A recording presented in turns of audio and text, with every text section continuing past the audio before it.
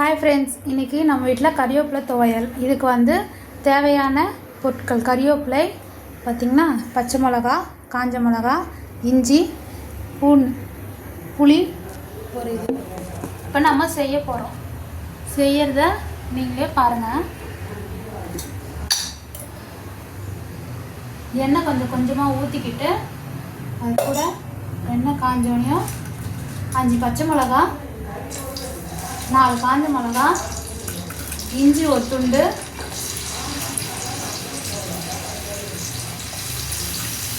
புளி கொஞ்சமாக,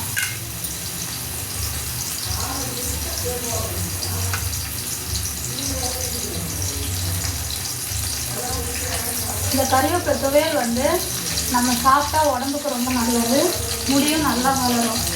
கறிவேப்பிலையை சாப்பாட்டில் அப்படியே சாப்பிட சொன்னால் சாப்பிட மாட்டாங்க யாருமே. அதனால் நம்ம துவையலாக செஞ்சால் நல்லா டேஸ்ட்டாக இருக்கும்.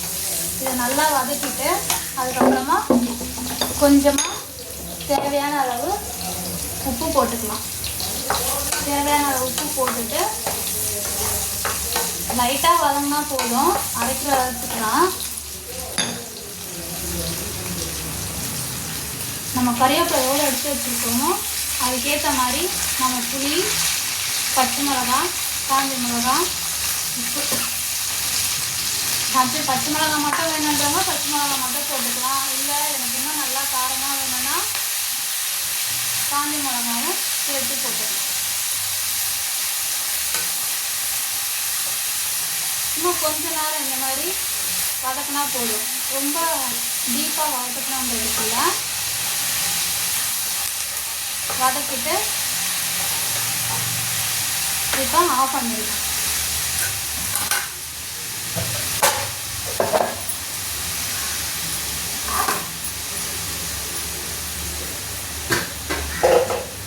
இதை அப்படியே நம்ம மிக்ஸி ஜாருக்கு மாற்றிட்டு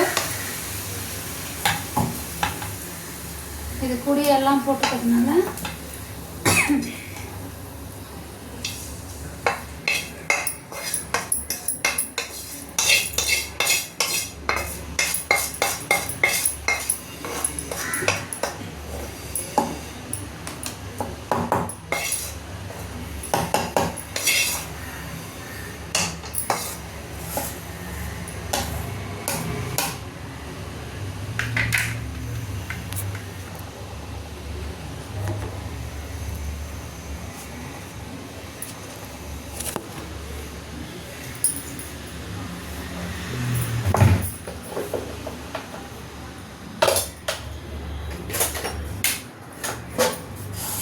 அரைச்சிடலாம். இப்போ நம்ம இதை அரைச்சிட்டு உங்களுக்கு எப்படி வந்திருக்குன்னு நான் காட்டுறேன்.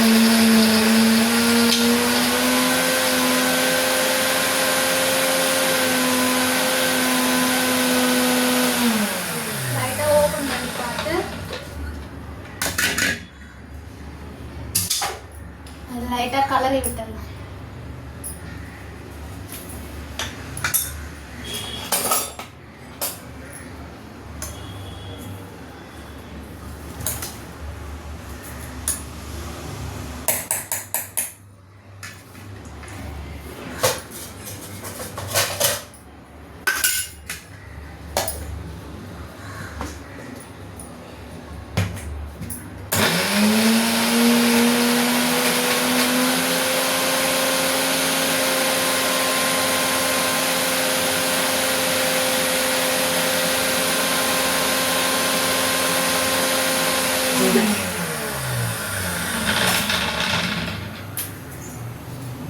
கொஞ்சமாக லைட்டாக தண்ணி விட்டால் போதும்.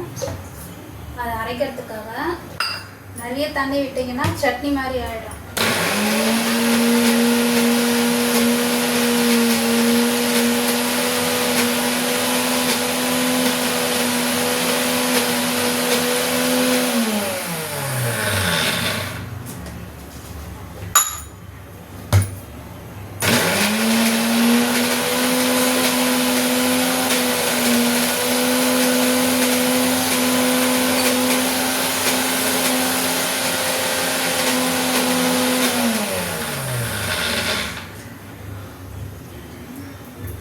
இன்னும் லைட்டாக இன்னும் கொஞ்சம் அரைச்சா போதும்.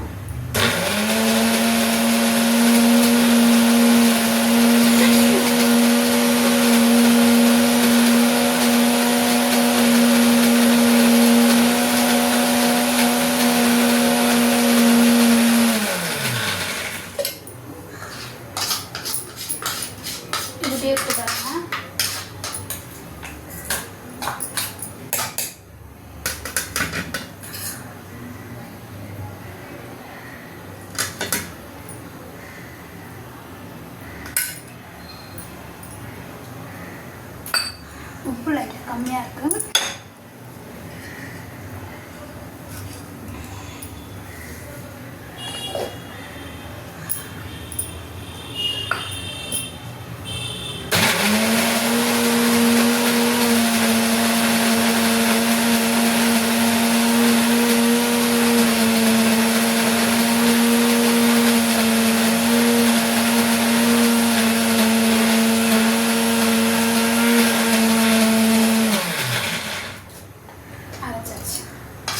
துவையல் கறிவேப்பிலை துவையல் ரெடி ஆகிடுச்சு.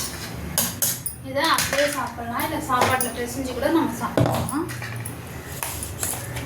பாருங்க எப்படி இருக்குன்னு.